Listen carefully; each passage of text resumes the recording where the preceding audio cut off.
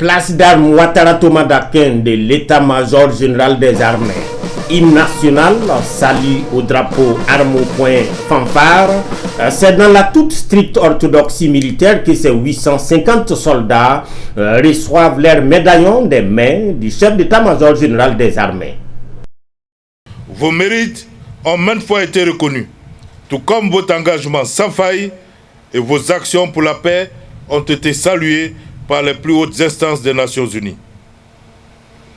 Je sais les difficultés qui ont été les vôtres durant le temps passé sur le théâtre des opérations maliennes, loin de vos familles, à côtoyer au quotidien le danger, à combattre un ennemi perfide et imprévisible.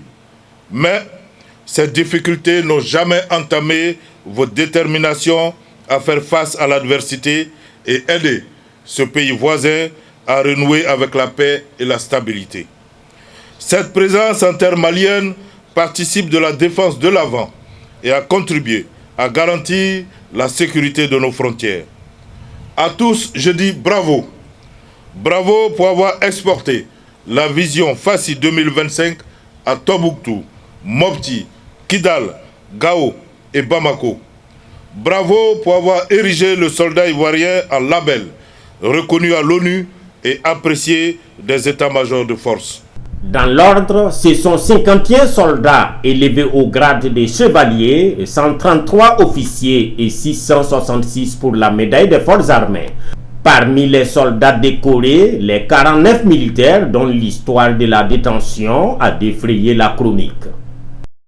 Je tiens à saluer ces militaires de la 8e NSE pour la dignité et le sens de l'honneur dont ils ont fait preuve pendant toute la durée de leur détention. C'est l'occasion pour moi de rassurer tous nos soldats que la République ne saurait les abandonner, quoi qu'il advienne, lorsqu'ils sont en mission commandée. Elle mettra toujours tout en œuvre pour leur garantir protection et sécurité, surtout lorsqu'aucun acte délictueux n'a été commis. Une reconnaissance prise comme une invite à redoubler d'efforts sur ces hommes et femmes qui ont arpenté les plaines, les collines et les plateaux maliens à la recherche de la paix. Nous voyons en ces décorations que nous recevons le témoignage de la reconnaissance de la nation à ses soldats et les percevons désormais comme une exigence d'excellence. De la joie et de la reconnaissance sur les visages, mais aussi de la peine, car parmi ces 850 militaires, il y en a qui ont reçu la médaille dans un fauteuil roulant. D'autres ne la recevront pas du tout parce qu'ils décédés. 6 a-t-on souligné lors de la cérémonie. À eux, le chef d'état-major général des armées a dit que la nation ne les oubliera jamais.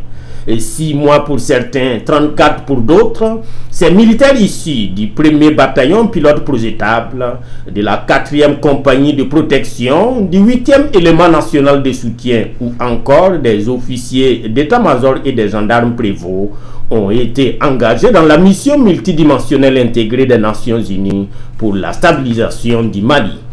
Il faut souligner que la Côte d'Ivoire a annoncé en novembre dernier le retrait progressif de son personnel militaire et de police au sein de la MINUSMA, ce qui signifie que des militaires ivoiriens au Mali, il ne sera bientôt plus question.